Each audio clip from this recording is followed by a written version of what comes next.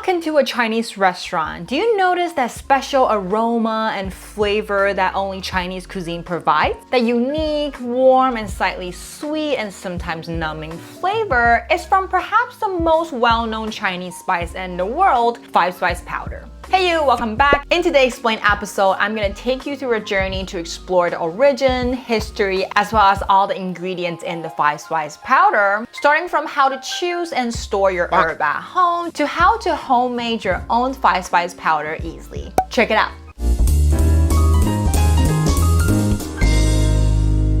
Hi new friend, this is Erica right here. I'm a Taiwanese citizen currently living in America. Cooking and traveling are my passions, so I'm here to share a few of my favorite Asian recipes. I make kitchen trivia, short, and Asian home cooking recipe on this channel, so if that interests you, please subscribe and keep watching.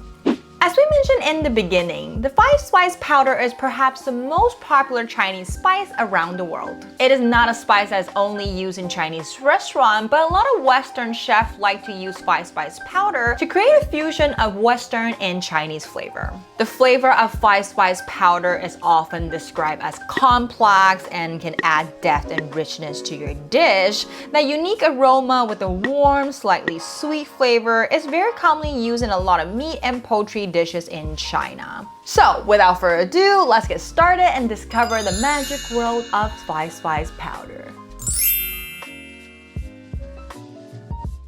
In the over 5,000 years of Chinese history, food has always been a very important part in our culture. Our ancestor literally quote-unquote says, eating is the most important thing of humankind. Chinese cuisine have a theory says a great dish should have perfect combination of color, flavor, and aroma. The ancient Chinese classified sweet, sour, bitter, spicy, and salty as a 5 flavor. And of course, this is just a simple division, as in the 5 flavor can definitely combine and create hundreds if not thousands of different variety of tastes. And yes, this was said way before umami is even a thing.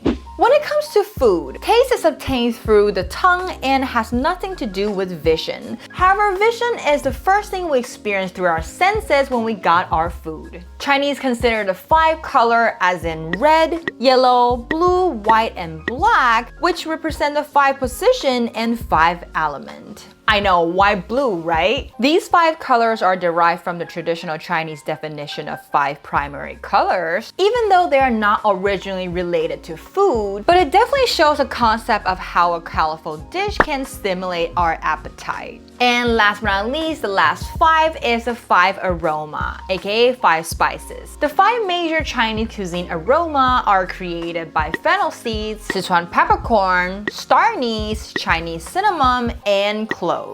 And this is where the 5-spice powder came from, the famous 5 aroma. The original function of these spices are to eliminate the odor of food that has a fishy, gamey, or pungent smell, making the food fragrant and aromatic. And that's why it is mainly used in animal protein back home. Now let's look at some basic of the 5-spice powder. Obviously, Chinese 5-spice powder, from its name, you know it's an ingredient that is commonly used in Chinese cuisine. It is a flavorful blend of spice that add a unique and complex flavor to our dishes. There can be a variation of what herbs is used in a 5-spice powder, depends on the brand, region, and recipe. However, there's no rule says that 5-spice powder necessarily have to be 5 ingredients. As a matter of fact, if you go to a Chinese grocery store and you look for 5-spice powder option, there's so many different ingredients in there. Some put rice, some put corn for some reason, which I don't think is necessary. But yeah, 5-spice powder doesn't have to be 5. Besides the 5 herbs that we talked about earlier, some recipe will add in cardamom, licorice, pepper, or dried tangerine pills to replace spices that are difficult to obtain locally. Now, the most commonly seen 5-spice mix are from powder form. However, you can also easily find these sprays spice bag with whole herbs in the package. It depends on the quality, some of them come in powder form as well. Herb bags are usually used for stew and braised recipes to enhance the flavor and aroma of the broth as well as meat and poultry. The powder, on the other hand, is often used in marinades, spice rub, and sauce for meat as well as some stir-fry dishes. Taiwanese pork belly rice, Chinese roast chicken, deep fried pork ribs has all used the 5-spice powder in the dish. Chinese seasoning are abundant, and we do tend to use more sauce than spices in our day-to-day cooking. But if you like to cook Chinese cuisine, you should probably learn a little bit about the 5 spices used in this spice mix. Because first, they're very commonly seen, and second, if you don't have one of the ingredients, knowing what it tastes like and what it smells like can make it easy for you to look for a replacement for the herb that you're missing. Note that all these 5 ingredients are very easy to find in a Chinese supermarket or your local herb shop. Number 1, let's look at the star anise. Star anise is a star-shaped fruit that comes from a small evergreen tree native to China. Yes, it is actually a fruit of a plant that almost looks like a tiny banana or the star fruit. Star anise has a strong licorice flavor and is often used in braised dishes such as Taiwanese braised pork rice. When you're purchasing a whole star anise, you gotta make sure the star have all 8 angles in there. And whether you're getting a grind or whole version, you wanna make sure it is very fragrant. Number 2, Sichuan peppercorn. Sichuan peppercorn is an integral ingredient in Chinese cuisine, especially Sichuan cuisine. It has a unique flavor profile that is including a numbing, tingling sensation in the mouth, although it's not as spicy as regular pepper. When you combine this with other spices, you can very much easily add depth and complexity to your dish. Sichuan peppercorn can be purchased whole or grind. When selecting Sichuan peppercorn, look for ones that have a reddish brown color, strong aroma, and a heavy weight. Avoid Sichuan peppercorn are pale or gray in color or have a mushy or stale smell. When using Sichuan peppercorn in your dish, first thing you want to do is heat up some oil and fry up your spice. Most of the herb needs direct heat and hot oil to activate its aroma, especially Sichuan peppercorn. They can also be used to create the Sichuan peppercorn flavor oil for daily cooking. And all you need to do is just fry up your peppercorn in low heat in whatever cooking oil you prefer. Number 3, cinnamon. The cinnamon used in Chinese cuisine is actually called Cassia, which comes from the bark of the Cassia tree. In fact, the cinnamon sold on the shelf in a US grocery store are also most likely to be Cassia because in general, they're easier to find and cheaper in price. Cassia and true cinnamon are pretty much interchangeable, so don't need to worry about which one you are getting. Cassia is very similar to true cinnamon, but with a more intense, slightly spicy flavor that can give our spice mix a nice, warm, and sweet smell. Number 4, it's our fennel seeds. Fennel seeds have a similar taste to star anise, but sweeter. Wait, isn't this cumin?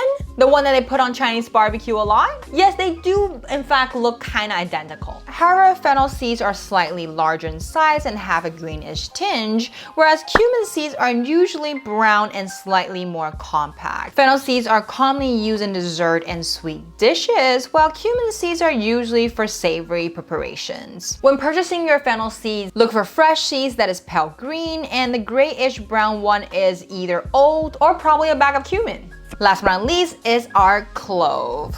Clove has a sweet, fruity taste that helps balance out our licorice flavor in the spice blend. To choose a fresh clove, you want to find a clove that is in whole, which will look like this, with a dark red, almost brown color and packed with fragrance. Many people immediately think of the dentist's office when they smell cloves because the usual extras from clove is commonly used in dental operation and as ingredients in toothpaste. Now, to store any spice in general, it's best to keep the spice in their whole form and store them in an airtight container in a cool and dry place away from direct sunlight in your kitchen. The shelf life of our spices can depend on the brand, the type of herb you're talking about, and also how it is stored. However, it is important to know that the potency and flavor of the herbs will decrease over time, especially after opened. This expiration date is not telling you that this herb is not usable because you're gonna get sick, but instead it is telling you that this herb might not smell and taste as good as when you just open them. Now we have learned all we need to know about these individual spices. Let me teach you how to make your own homemade 5-spice powder at home. So screenshot! This is my personal favorite ratio, but as I said, you can add any extra herb you prefer and remove the ones that you don't like or can't find. Now this is very simple. Just use your hand to break down the herbs into similar size small pieces so they can be roasted evenly.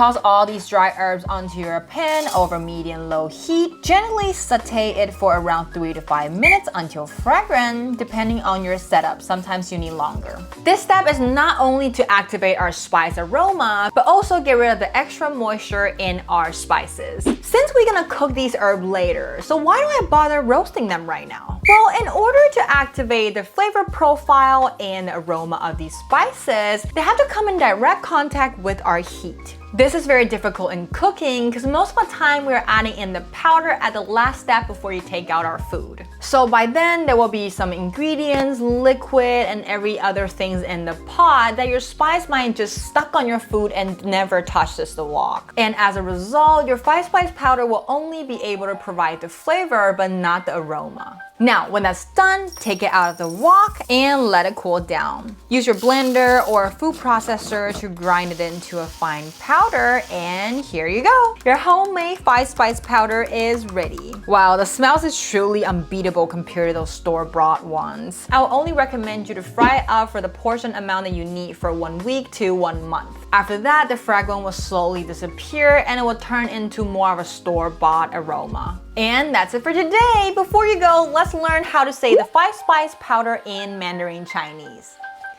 五香粉, five spice powder. Or you can call it the five aroma powder. 五香粉. Thank you for watching to the end. Let me know if these information are useful for you by giving this video a thumbs up. It's only gonna take you a second, but it means a lot to me. I make video on YouTube every Tuesday and Friday, so remember to hit that bell and you'll never miss out. Last but not least, don't forget to subscribe on my channel if you haven't already, and I'll see you in the next one. Bye!